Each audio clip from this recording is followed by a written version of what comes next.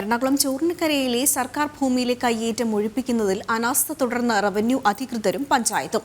ചൂർണിക്കരയിൽ ദേശായി ഗ്രൂപ്പിന്റെ കൈവശ ഭൂമിയിൽ പുറമ്പോക്കുണ്ടോ എന്ന് കണ്ടെത്താനുള്ള ജില്ലാ കളക്ടറുടെ ഉത്തരവിൽ നടപടി അനന്തമായി നീളുന്നു. ഇതേസമയം പഞ്ചായത്ത് ഭരണസമിതിയും നടപടി അട്ടിമറിക്കാൻ ശ്രമിക്കുന്നതായാണ് ആക്ഷേപം.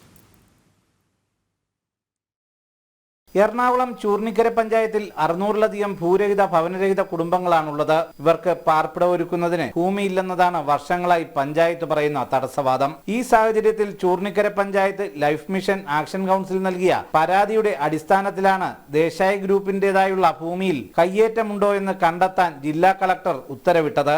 ദേശായി ഗ്രൂപ്പിന്റെ ഭൂമിയോട് ചേർന്ന് ചൂർണിക്കര വില്ലേജിൽ ബ്ലോക്ക് 34-ൽ 176/1 റീസർവേ നമ്പറിൽ 16.86 ഭൂമി പുറമ്പോക്കാണെന്ന് കണ്ടെത്തിയിട്ടുള്ളതുമാണ്. ഇതേസമയം ദേശായി ഗ്രൂപ്പിന്റെ കൈവശമുള്ള 177/1 സർവേ നമ്പറിലുള്ള 6.99 ഹെക്ടർ, 176/1 സർവേ നമ്പറിലുള്ള 1.88 ഹെക്ടർ എന്നീ ഭൂമിയിൽ പുറമ്പോക്ക് ഭൂമി ഉൾപ്പെട്ടിട്ടുണ്ടോ എന്ന് അളന്ന് തിട്ടപ്പെടുത്താനും കളക്ടറുടെ നിർദ്ദേശപ്രകാരം ആലുവ തഹസിൽദാർ ഹെഡ് സർവേയർക്ക് നിർദ്ദേശം നൽകിയിരുന്നു. എന്നാൽ ഒരു തുടർ നടപടിയും കൈക്കൊണ്ടിട്ടില്ല.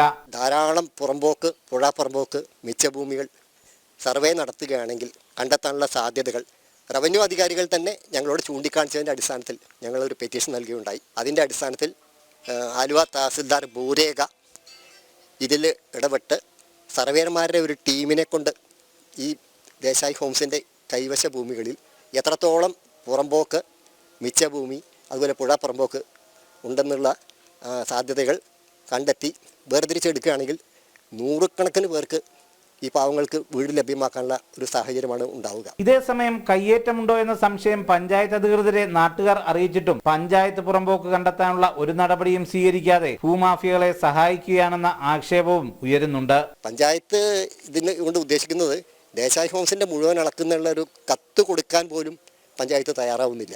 അത് വളരെ ദുരൂഹമാണ്. കാരണം പഞ്ചായത്ത് വാഗ്ദാനം ചെയ്തിട്ടാണ് ഇവിടെ അധികാരത്തിൽ വന്നത്.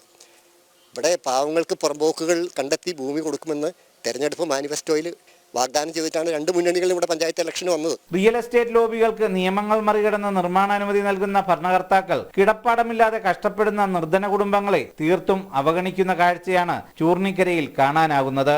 സുധീഷ് ഗോപാൽ, ജനം, കൊച്ചി.